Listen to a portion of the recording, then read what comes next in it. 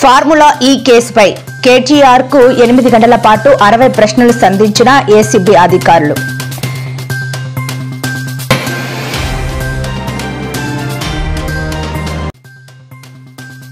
CM Chandrababu నియోజకవర్గంలో ఘటన తీవ్ర కలకలం. కుప్పంలో అప్పు వివాదం, మహిళను చెట్టుకు కట్టేసిన వైనం. కేటీఆర్ పై రేవంత్ కక్ష సాధింపులకు పాల్పడుతున్నారన్న హరీష్, ఎన్ని కేసులు పెట్టినా కేటీఆర్ తలవంచరని వ్యాఖ్య.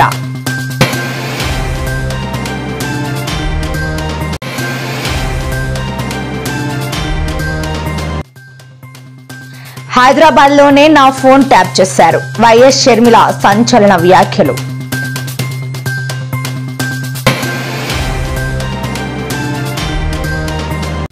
తీవ్ర జ్వరంతో బాధపడుతున్న హరీష్ రావు, ఆసుపత్రి వద్దకు చేరుకుంటున్న బీఆర్ఎస్ నేతలు, కార్యకర్తలు.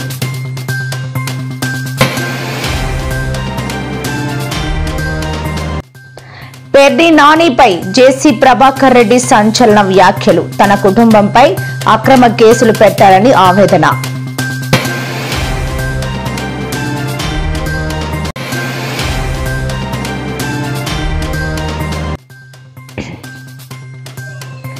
ఏపీ సీఎం చంద్రబాబుపై సంచలన వ్యాఖ్యలు చేసిన మాజీ మంత్రి జోగి రమేష్, హామీలు నెరవేర్చకపోతే చంద్రబాబు ఇంటిని, అసెంబ్లీని ముట్టడిస్తామని వెల్లడి.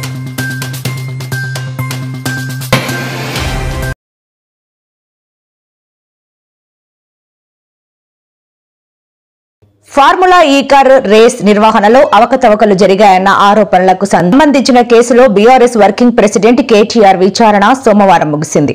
ఏసీబీ అధికారులు ఆయనను దాదాపు 8 గంటల పాటు సుదీర్ఘంగా ప్రశ్నించినట్లు తెలుస్తోంది. ఉదయం ప్రారంభమైన విచారణలో సుమారు 60 ప్రశ్నలను కేటీఆర్ పై సంధించినట్లు సమాచారం. ఏసీబీ ప్రశ్నలకు కేటీఆర్ సమాధానాలు చెప్పారు. హెచ్ఎండిఏ నిధులను ఈఎఫ్ఈఓ సంస్థకు నిబంధనల ప్రకారమే పంపామని, ఈ వ్యవహారంలో తాను వ్యక్తిగతంగా ఎలాంటి లబ్ధి పొందలేదని ఆయన అధికారులకు చెప్పినట్లు తెలుస్తోంది.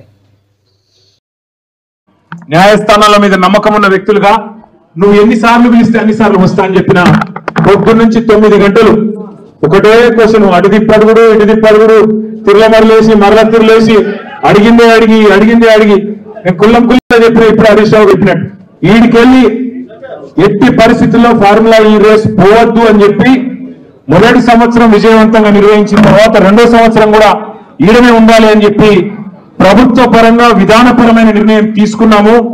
తీసుకొని మరి కొంత డబ్బులు చెల్లించినాం.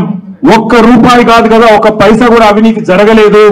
వీడికెళ్ళి పైస పోయింది, అక్కడ ఉన్నది, ఇలా అవినీతి ఎక్కడ ఉంది అనే అవినీతి నిరోధక శాఖ అధికారులను అడిగినాం. సమాధానం లేదు. బెబ్బెబ్బే ఏంటి అంటే ఫైల్ ఇటు పోయిందా, ఇటుకెళ్ళి పోయిందా, నువ్వు కుడి చేతులకి వెళ్ళి ఇచ్చినావు పైసలు, ఎడమ చేతులకి వెళ్ళి ఇచ్చినావు పైసలు అని చెప్పి పనికిమాలిన ప్రశ్నలు తప్ప, చిట్టినాయుడు రాసిచ్చి పంపిన ప్రశ్నలు తప్ప ఏమీ లేని విషయం. అందుకే నేను మొన్న చెప్పినా మళ్ళీ చెప్తున్నా, ఇది లొట్టపీస్ కేసు. ఈయన ఒక లొట్టపీస్ ముఖ్యమంత్రి. ఏది కాదు, వీళ్ళతో ఏం చేయరాదు. పరిపాలన చేత కాదు. ప్రజలకిచ్చిన హామీలు నెరవేర్చే దమ్ము లేదు. అందుకే దద్దమ్మ రాజకీయంతో ఇవాళ తప్పించుకునే ప్రయత్నం చేస్తా ఉన్నారు. ఇలా కేటీఆర్ గారి మీద నువ్వు కుట్ర చేస్తున్నావంటే అది ప్రశ్నించే గొంతు మీద 4 గోడల మధ్య మన బాగా బాధపడ్డాడట రేవంత్ రెడ్డి. నేను హౌలా అన్నా, బాధపడ్డాడట. నేను అడుగుతున్నా ఒకటి, తెలంగాణ ముఖ్యమంత్రి అయ్యుండి జై తెలంగాణ అనకపోతే నేనేమనాలి? మరి ఏం పేరుతో ఇవ్వాలి? తెలంగాణ ముఖ్యమంత్రి అయ్యుండి తెలంగాణ రాష్ట్రాన్ని ప్రతిరోజు కించపరిస్తే నేనేమని పిలవాలి? తెలంగాణ ముఖ్యమంత్రి అయ్యుండి తెలంగాణ రాష్ట్రాన్ని దివాలా తీసిన రాష్ట్రం అంటే ఏమనాలి? తెలంగాణ ముఖ్యమంత్రి అయ్యుండి ఢిల్లీకి పోతే నాకు అపాయింట్మెంట్ ఇస్తలేరు, దొంగను చూసినట్టు చూస్తున్నట్టు నేనేమనాలి? తెలంగాణ ముఖ్యమంత్రి అయ్యుండి చెప్పులు ఎత్తుకపోతాడేమో అని భయపడుతున్నారు అంటే ఏమనాలి నిన్ను? అందుకే ఇక నేను ఎక్కువ అనగాని మీరు అనగాడికి అన్నారు.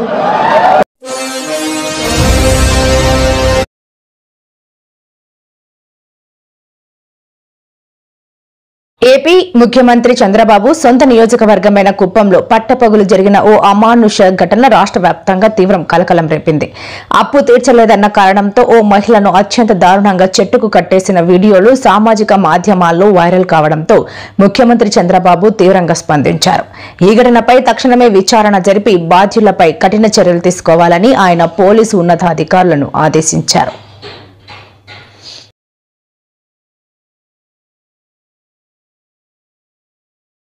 మా పిల్లలు తీసుకొచ్చేదానికి నారాయణపురానికి వచ్చినాను. బైక్ లో తెలిసిన ఒక ఆయన తోడుకొని వస్తే అప్పు తీసుకున్నందువల్ల తీసిన చింపేదానికి ప్రయత్నించినారు. నేను చేయలేసి పీక్కున్నాను. ఆయన కూడా బట్టలనంతా గుంజి బయట వస్తేనే నన్ను కొట్టి లాక్కెళ్ళి చెట్టు కట్టేసి మార్చేసినారు. ముందు మా ఆయన్నే చేసినారు. నైటే తోడుకొని వెళ్ళి మా ఆయన దిగులు పడి వెళ్ళిపోయినాడు. వాళ్ళ తమ్ముడికి 16 లక్షలు ముందుకు నిలిచి ఇచ్చిన దానికి ఆ అప్పుకు దిగులు పడి మా ఆయన కొద్దిగా చేసినాడు. వాళ్ళు ఎట్లు ఇచ్చినారో అట్లా ఇస్తామని మంచిగానే చెప్తా ఉన్నాం. వినలేదు. చాలా దారుణంగా కొట్టి మా పిల్లోడు ఏడుస్తాంతో రోడ్డుకి ఇచ్చేసి ఈ మారి చేసిండారు. ఇస్తాము, మాకు ఏదైనా లోన్ వస్తే ఇస్తామని చెప్పినాము. ఈ మారి చేసిండారు. చీరినంతా ఇప్పి కొట్టి తాడు తీసుకొచ్చి కట్టేసి మూతినంతా గిల్లి గొంతు పిసికి చంపేస్తామని బెదిరించినారు. చెప్పితే కూడా వినలేదు. దారులు పోయి వచ్చేవాళ్ళు ఈ మారి ఇది కట్టేయడం లేడీస్ తప్పు అని చెప్పిన తర్వాత అప్పుడు కూడా ఏం లేదు. ఏమన్నా ఉంటే నువ్వు కట్టేసి తీసుకెళ్ళని చాలా దారుణంగా కొట్టినారు సార్. లోపల నేను మా పిల్లలు కూడా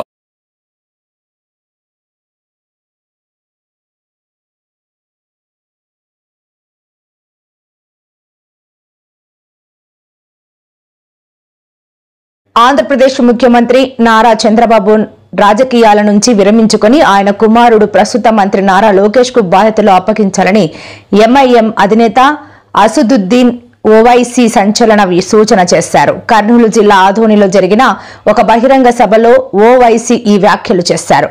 చంద్రబాబు నాయుడు గారు, మీకు చెబుతున్నా, జూనియర్ ఎన్టీఆర్ రాడు కదా, మీరు లోకేష్ ను గందరగోళంలో పడేస్తున్నారు అని ఓవైసీ అన్నారు. పల్నాడు జిల్లా से कह रहा हूं कि आपने अपने से ज्यादा नुकसान, अपनी पार्टी से ज्यादा नुकसान आपने अपने बेटे लोकेश का मुस्तकबिल उसको खत्म कर दिया आपने, क्योंकि आपके बाद तो आपका बेटा ही आएगा ना, जूनियर एनटीआर तो नहीं आएगा। अब इतना पॉपुलर है उन्हें, मेरे को नहीं मालूम आता क्या उन्हें, आता क्या नहीं न्यूज बनना ना, ये भी आप लोकेश को परेशान कर दिए। अरे उसका तो देख लेते, कितना तुम करेंगे, तुम हो गया ना 9 साल आंध्र प्रदेश के चीफ मिनिस्टर, 5 साल आंध्र प्रदेश के, बस है बच्चे को देखते अपने, मगर आपने लोकेश को परेशानी में डाल दिया। मेरे भाई सच्चाई, बाबू नायडू से कह रहा हूं कि आपने अपने से ज्यादा नुकसान, अपनी पार्टी से ज्यादा नुकसान आपने अपने बेटे लोकेश का मुस्तकबिल उसको खत्म कर दिया आपने, क्योंकि आपके बाद तो आपका बेटा ही आएगा ना, जूनियर एनटीआर तो नहीं आएगा। अब इतना पॉपुलर है उन्हें, मेरे को नहीं मालूम आता क्या उन्हें, आता क्या नहीं न्यूज बनना ना, ये भी आप लोकेश को परेशान कर दिए।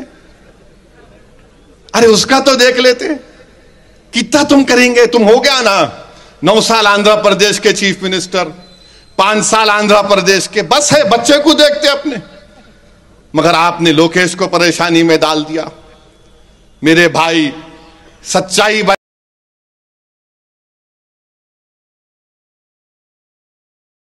बाबू సత్తెనపల్లి రూరల్ మండలం రెంటపాల గ్రామంలో రేపు జరగనున్న వైసీపీ కార్యకర్త నాగ మల్లేశ్వరరావు విగ్రహ ఆవిష్కరణ కార్యక్రమానికి ఆ పార్టీ అధినేత జగన్ హాజరు కానున్నారు. జగన్ పర్యటనకు అనుమతి కోరుతూ సత్తెనపల్లి వైసీపీ ఇన్ఛార్జ్ సుధీర్ భార్గవ్ రెడ్డి పోలీసులకు దరఖాస్తు చేసుకున్నారు.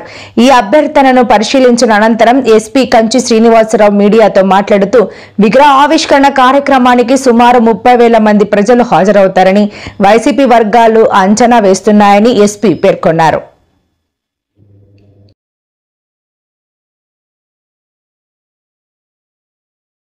చూసి ఏం తెలియజేస్తున్నామంటే మీ తాలూకా ప్రోగ్రామ్కి మేమైతే ఎటువంటి ఆటంకము లేదు, కానీ మేము ఇప్పుడు పేర్కొన్నటువంటి కండిషన్స్ ఏవైతే ఉన్నాయో దీనివల్ల వాళ్ళ రిక్వెస్ట్ని కన్సిడర్ చేయలేకపోతున్నాము. అయితే ఇప్పుడున్నటువంటి ఆ రోడ్డులోకి కాన్వాయ్తో పాటుగా సెక్యూరిటీ కాన్వాయ్తో పాటుగా మరొక 3 వెహికల్స్ని ఒక 100 మందిని అలౌ చేయడానికి మాకు ఎటువంటి అభ్యంతరం లేదు. ఆ విధంగా అయితే చేయగలుగుతాము. మీరు ఏదైతే రిక్విజిషన్లో హ్యూజ్ గ్యాదరింగ్స్ని మెన్షన్ చేస్తున్నారో, లేదు 30,000 అట్లాగా అంటున్నారో క్రౌడ్ని, ఆ విధంగా చేయాలి అని అనుకుంటే విలేజ్ అవుట్స్కట్స్లో ఎక్కడైనా కూడా ఓపెన్ ప్లేస్, ఎటువంటి ప్రాబ్లం లేకుండా పబ్లిక్ తాలూకు safety and security of the protectee సంబంధించి అన్ని చర్యలు తీసుకుని చేస్తే దానికి కూడా మాకు ఎటువంటి ఇబ్బంది లేదు. అలా చేయాలనుకున్నప్పుడు మాకు ఒక ఫ్రెష్ రిక్విజిషన్ ఇవ్వాల్సి ఉంటుంది. అలాగే ఇటువంటి లార్జ్ గ్యాదరింగ్స్ ఏమైనా ప్రోగ్రామ్ చేస్తున్నప్పుడు మినిమం 7 days ముందుగా మాకు ఈ పర్మిషన్ అప్లై చేయగలిగితే మేము కూడా మెన్ మొబిలైజేషన్ కానీ మిగతావన్నీ కూడా చేయాల్సి వస్తుంది. చాలా పెద్ద పెద్ద ప్రోగ్రామ్స్ ఇప్పుడు స్టేట్లో జరుగుతున్నాయి. ఈ ప్రోగ్రామ్స్ అన్నిటి దృష్ట్యా కూడా మెన్ని గ్యాదర్ చేయడం కూడా ఒక ఇబ్బందిగా ఉంటుంది. వాటిని కూడా గమనించి చేయాల్సిందిగా తెలియజేస్తున్నాం. సో ఈ ప్రోగ్రామ్ని సెక్యూరిటీ కాన్వాయ్, మరలా అది కాకుండా ఎడిషనల్గా 3 వెహికల్స్ని 100 మెంబర్స్ గ్యాదరింగ్తో అయితే ఎటువంటి ఇబ్బంది లేకుండా పీస్ఫుల్గా చక్కగా ప్రోగ్రామ్ జరిగే అవకాశం ఉంది. కాబట్టి ఆ విధంగా అయితే మేము అలౌ చేయగలుగుతామని తెలియజేస్తున్నాము. ఈ లార్జ్ గ్యాదరింగ్స్ అయితే వాడు అడిగిన రిక్వెస్ట్ని అయితే కన్సిడర్ చేయలేకపోతున్నామని కూడా తెలియజేయడం జరుగుతుంది. ఇది కాకుండా వేరే విధంగా ఏమైనా వస్తే మాత్రం చట్టపరంగా ఏవైతే ఉన్నాయో ఆ చర్యలన్నీ తీసుకోవడం జరుగుతుంది. అలాగే ఆర్గనైజర్స్ ఎవరైతే ఏవైనా ప్రపోజల్స్తో వస్తారో వాళ్ళు పూర్తి సమాచారాన్ని కలిగి ఉండాలి. ప్రోగ్రామ్ ఏంటి, ఎంతమంది వస్తారు, ఏ విధంగా వస్తారు, ఎన్ని వెహికల్స్తో ఉంటుంది, తర్వాత సెక్యూరిటీకి సంబంధించి కూడా ఒక పూర్తి అవగాహనతో ఉంటే దానికి సంబంధించి మేము ప్లాన్ చేయగలుగుతాము. పూర్తి వాళ్ళతో సహకరించి వాళ్ళతో కోఆర్డినేట్ చేసి ప్రోగ్రామ్స్ని ఎటువంటి ఇబ్బంది లేకుండా ఎటువంటి శాంతి భద్రతల విఘాతం కూడా కలగకుండా చేయగలుగుతామని తెలియజేస్తున్నాం. Thank you. పొదిలి మీటింగ్ తర్వాత ఏంటో వాళ్ళలో భయం, వణుకు అర్థం కావట్లా. వామ్మో జగన్మోహన్ రెడ్డి గారిని తిరగనిస్తే ఈ ప్రభుత్వం ఇంకా పాలన అందించగలుగుతుందా అనే భయం స్పష్టంగా ఈ ప్రభుత్వంలో కనపడుతుంది. అందుకని అనేక ఒత్తిళ్లు అధికారుల మీద. ఇప్పుడు ఎస్పీ గారు కూడా ఒక 50 మందినే పర్మిట్ చేస్తాం, అలాగైతేనే 100 మంది. నేను అడుగుతున్నా, ఒక ఎమ్మెల్యే స్థాయి, ఒక సర్పంచ్ స్థాయి పోతేనే పరామర్శకి ఆ గ్రామంలో 100 మంది వస్తారే, మరి రాష్ట్ర నాయకుడు మాస్ లీడర్ అయిన జగన్మోహన్ రెడ్డి గారు వస్తే ఆపగలుగుతామా ఎవరివన్నా? అయినా మేము మాట ఇచ్చాం అందరూ నాయకులు. సార్ వాస్తవంగా మేము అందరూ కార్యకర్తలు రావాలి, జగన్మోహన్ రెడ్డి గారిని చూడాలి అంటున్నారు. మేము మొన్నటి వరకు మా నియోజకవర్గాల్లో పోనీలే కార్యకర్తల వరకు తలా ఒక 50 వెహికల్స్ 100 వెహికల్స్ పెట్టి తీసుకెళ్దాం నియోజకవర్గాల నుంచి అనుకున్నాం. కానీ మీరు సెక్యూరిటీ ప్రాబ్లం అంటున్నారు, మీ నాయకుడికి ఆపద రావచ్చు అంటున్నారు, వెహికల్స్ ఆపేయమంటున్నారు. అంటే ఎస్ మేము మాటిస్తాం, ఒక్క వెహికల్ కూడా పెట్టము. మాకు కావాల్సింది జగన్మోహన్ రెడ్డి గారి రావటం, ఆ కార్యకర్త కుటుంబాన్ని పరామర్శించటమే మాకు ముఖ్యం. వేరే ఏ విషయం మాకు ముఖ్యం కాదు. జగన్మోహన్ రెడ్డి గారికి జనం ఉన్న అనేది భారతదేశం మొత్తం తెలుసు, కొత్తగా తెలియజేయాలయ్యింది. ఎక్కడ మేము సమీకరణ చెయ్యము, స్వచ్ఛందంగా కేవలం మేము కూడా ఆయనతో పాటు ఆయన వెనకాల నడుచుకుంటూ పోయి పరామర్శిసి వస్తాం అని చెప్పాం. వారు ఆలోచించుకొని చెప్తామన్నారు. ఖచ్చితంగా పర్మిషన్ ఇవ్వాలి. జగన్మోహన్ రెడ్డి గారు రేపు 100 తాడేపల్లి నుంచి వచ్చి నాగమల్లేశ్వరరావు గారి కుటుంబాన్ని పరామర్శిస్తారు. 3 వారాల పాటు స్తబ్దుగా ఉన్న నైరుతి రుతుపవనాలు ఎట్టకేలకు తిరిగి వేగం పుంజుకున్నాయి. దేశంలోని పలు ప్రాంతాలకు విస్తరిస్తున్నాయి. ముఖ్యంగా పశ్చిమ తీర రాష్ట్రాల్లో భారీ వర్షాలు కురుస్తున్నాయి. ముంబై నగరాన్ని వానలు ముంచెత్తగా కేరళలోనూ జనజీవనం అస్తవ్యస్తమైంది. రానున్న రోజుల్లో మరిన్ని రాష్ట్రాలకు రుతుపవనాలు విస్తరించనున్నాయని ఐఎండీ వెల్లడించింది. రుతుపవనాల ప్రభావంతో మహారాష్ట్రలో ముఖ్యంగా ఆర్థిక రాజధాని ముంబైలో వర్షాలు బీభత్సం సృష్టిస్తున్నాయి. ముంబై నగరం శివారు ప్రాంతాల్లో కురుస్తున్న భారీ వర్షాలకు లోతట్టు ప్రాంతాలు జలమయమయ్యాయి.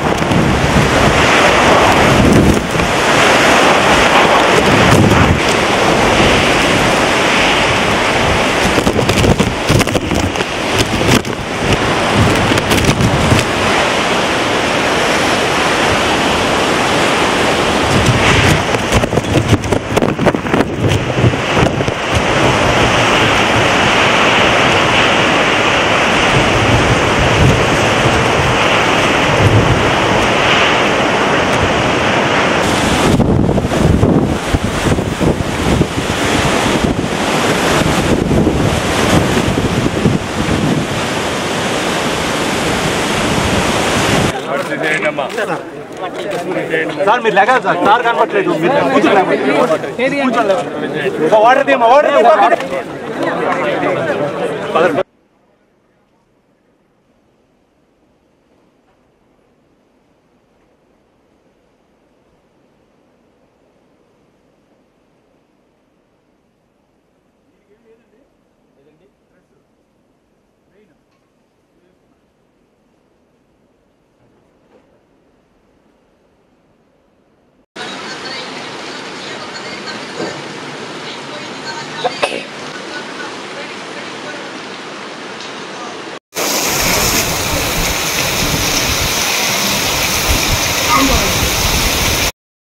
ముఖ్యమంత్రి రేవంత్ రెడ్డిపై బీఆర్ఎస్ సీనియర్ నేత మాజీ మంత్రి హరీష్ రావు విమర్శలు గుప్పించారు.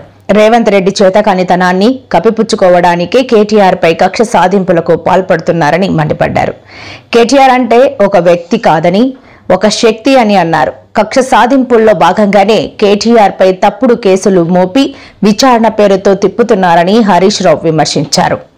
రేవంత్ పాలనలో తాము దగ్గినా తుమ్మినా కేసులు పెడుతున్నారని దుయ్యబట్టారు. కేటీఆర్ కు లక్షలాది మంది బీఆర్ఎస్ కార్యకర్తలు అండగా ఉన్నారని, కేటీఆర్ ను ముట్టుకున్న వారు భస్మమవుతారని హెచ్చరించారు.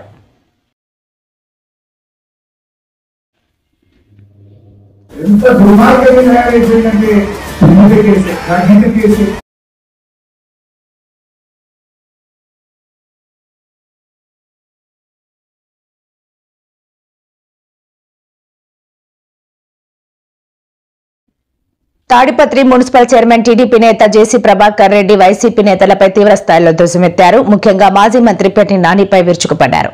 తన కుటుంబంపై గత 5 ఏళ్ల వైసీపీ పాలనలో జరిగిన కక్ష సాధింపు చర్యలను ఏకరవ్వు పెడుతూ పెర్ని నాని వ్యక్తిగత ప్రవర్తనపై సంచలన ఆరోపణలు చేశారు. నా భర్తపై 10 కేసులు, నా కోడలిపై 2 కేసులు, నా కుమారుడిపై లెక్కలేనన్ని కేసులు పెట్టారు. పెర్ని నాని, నీ భార్యను ఎవరూ దూషించలేదు, కానీ నా భార్యను ఏ విధంగా దూషించారో నాకు తెలుసు. ఆ బాధ నాకు ఉంది. గెస్ట్ హౌస్ లో నువ్వేం చేస్తున్నావో కూడా నాకు తెలుసు అంటూ జేసీ తీవ్ర వ్యాఖ్యలు చేశారు. దేవినేని అవినాష్ గారు మాట్లాడలే, నీ అబ్బాయి నీ కన్న కూడా లేదా, నువ్వు కూడా మాట్లాడతావా? ఇంకో అంటాడు జైలు బాగా చేసుకుంటా. ఈ తరం కాదురా. నేను ఈరోజు చెప్తానా, తెలుగుదేశం వాళ్ళు ఏమో అర్థం కావడంలే. చంద్రబాబు నాయుడు గురించి అట్లా వెంటనే పక్కన ఇన్ని మాటలు మాట్లాడతారా? ఆయన మాకందరికి బ్రేక్లు వేసినాడు. ఏదిరా ఏం తక్కువ మాకే మాట్లాడతానంట వచ్చినాక అంట. అవును మేము ఇప్పుడే అంతే, ఇంకా మాకు 4 ఏళ్ళ టైం ఉంది. తప్పరే ఏం చేస్తారా? లా అండ్ ఆర్డర్ మెయింటైన్ చేయాలా. పోయినసారి వాళ్ళు ఎట్లంటే అట్లా చేసినారు, మనం అట్లే చేస్తే ప్రజలు ఇబ్బంది పడతారు. అవినాష్గా దేవినేని నాకు తెలుసురా, నువ్వు సన్నగా గాలి వచ్చి పైకి పోతావు, నువ్వు కూడా మాట్లాడతావా? ఆహా, ప్రతి ఒక్కరు మాట్లాడు. మేము వచ్చి నాకంటే ఒకవేళ మేము ఇప్పుడే మిమ్మల్ని తందుతే ఇంకేం చెప్పుకుంటారా మీరు? మాట్లాడద్దండి. ఆయన మాట్లాడతాడు పేరుని. నన్ను నా భార్యను కేసులో పెట్టలేదా? ఆహా, జగన్ వదిలిపెట్టినాడా? మీ నాయన మంచోడరా. మీ నాయన మున్సిపల్ దానికి చైర్మన్ అయితే నేను ఓటు వేసిన, మీ ఇంటికాడికి వచ్చిన, మచిలీపట్నం వచ్చిన, చెడబుట్టినావు కదరా. ఏమనుకుంటున్నా మా ఫ్యామిలీ? మా నాన్న ఫ్రీడమ్ ఫైటర్, 2 సార్లు ఎంపీ, ఎమ్మెల్సీ, జిల్లా పంచాయతీ చైర్మన్. మా అన్న 7 సార్లు ఎమ్మెల్యే, 1 సారి ఎంపీ. నేను 5 సార్లు మున్సిపల్ చైర్మన్, 1 సారి ఎమ్మెల్యే. నువ్వేమంటే జగన్ నన్ను వదిలిపెట్టినాడా? జగన్ ఎందుకు వదిలిపెట్టాడు నాకు తెలుసు. పెద్దయినా రాజశేఖర రెడ్డి ఇక్కడ వచ్చి అంతా చూసి, తాడిపత్రులు చూసి ఒక దినం అడిగినాడు, ఎక్కడి నుంచి తెప్పించినావు ఈ మార్కెట్? ఒక ఎకరా ఉంది, ఎట్లా చేసినావు అంటే చెప్పిన. అప్పుడు ఈ కిరిమి షెడ్లు లేవు,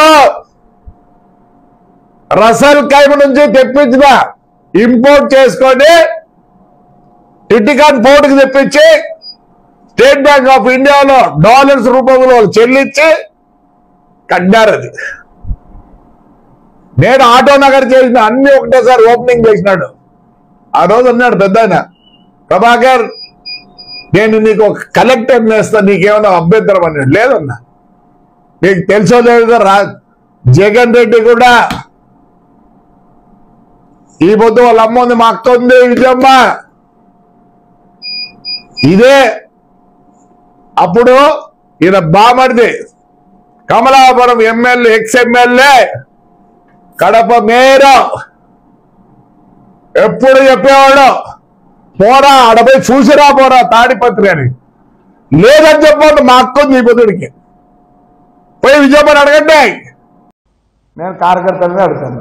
no more bunks by YSR. నేను తప్పు చెప్తాను, ఉప్పు చెప్తాను, క్షమించు పెద్ద ఆయన, మా సీఎం గారు క్షమించండి. మీరు ఇంకా పాతకాలం మంచి ఇప్పుడుంటే అదే. సోమవారం బీఆర్ఎస్ ఎమ్మెల్యే మాజీ మంత్రి హరీష్ రావు తీవ్ర అస్వస్థతకు గురై కిమ్స్ ఆసుపత్రిలో చేరిన విషయం తెలిసిందే. నిన్న మాజీ మంత్రి కేటీఆర్ ఏసీబీ విచారణ సందర్భంగా ఉదయం నుంచి హరీష్ రావు హైదరాబాద్ లోనే ఉన్నారు.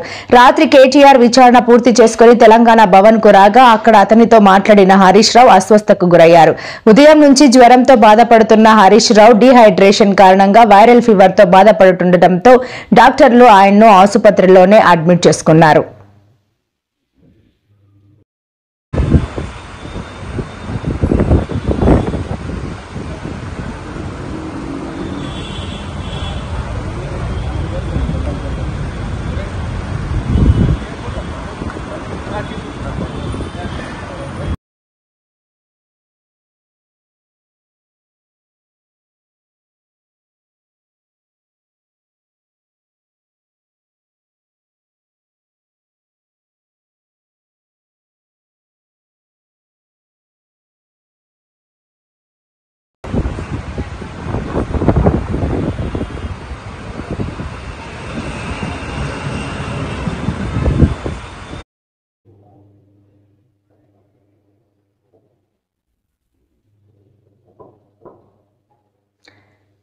ప్రజలకు ఇచ్చిన హామీలను ముఖ్యమంత్రి చంద్రబాబు నెరవేర్చకపోతే ఆయన ఇంటినే కాదు అవసరమైతే శాసనసభను కూడా ముట్టడిస్తానని వైసీపీ నేత మాజీ మంత్రి జోగి రమేష్ తీవ్ర హెచ్చరికలు జారీ చేశారు. ఇబ్రహీంపట్నంలోని తన నివాసంలో ఏర్పాటు చేసిన విలేకరుల సమావేశంలో ఆయన మాట్లాడుతూ ప్రస్తుత ప్రభుత్వంపై ప్రజల్లో తీవ్ర వ్యతిరేకత వ్యక్తమవుతోందని అన్నారు. ప్రజాపక్షాన నిలబడి పోరాడతామని, ఎన్నికల సమయంలో తెలుగుదేశం పార్టీ ఇచ్చిన సూపర్ 6 హామీల అమలుపై ప్రభుత్వాన్ని నిలదీస్తామని స్పష్టం చేశారు. నరాల్లో జీర్ణించుకున్న విషపు రాజకీయ కుట్రలో ఒక కోణం రాయి విసిరించుకోవడం, బీసీలు కూడా ఆర్థికంగా పైకి తీసుకురావాలన్నది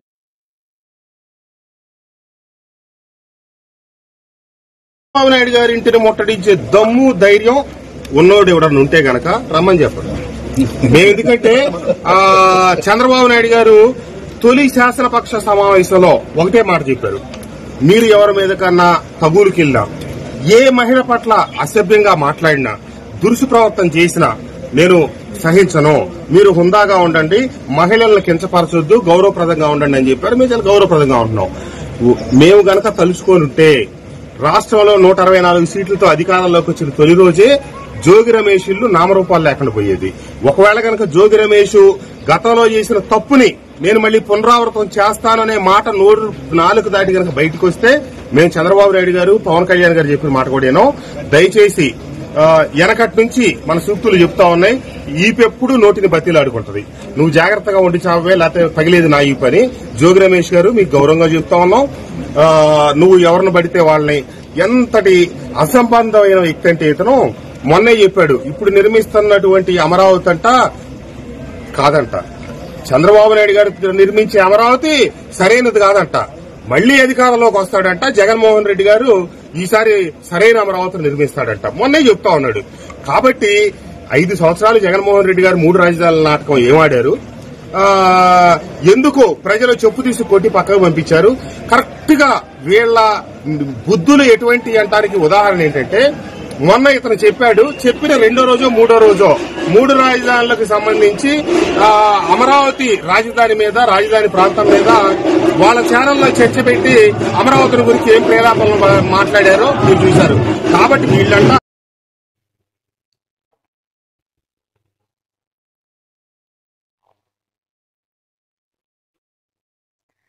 ఫోన్ ట్యాపింగ్ కేసులో కొత్త ట్విస్ట్ చోటు చేసుకుంది. ఏపీ కాంగ్రెస్ అధ్యక్షురాలు వైఎస్ షర్మిల ఫోన్ ట్యాపింగ్ పై సంచలన ఆరోపణలు చేశారు. తన ఫోన్లు కూడా ట్యాప్ అయ్యాయని షర్మిల ఆరోపించారు. హైదరాబాద్ లోనే తన ఫోన్ ట్యాప్ చేశారని అన్నారు. తాను ఎవరెవరితో మాట్లాడుతున్నానో ఎప్పటికప్పుడు జగన్ కు చేరవేశారని అనుమానం వ్యక్తం చేశారు. ట్యాపింగ్ గుర్తించి వ్యక్తిగత ఫోన్లను మార్చినట్టు చెప్పారు. ఇదిలా ఉంటే షర్మిల కోసం Prabhakar Rao team code language ఉపయోగించారని ఆరోపణలు వస్తున్నాయి. ఫార్ములా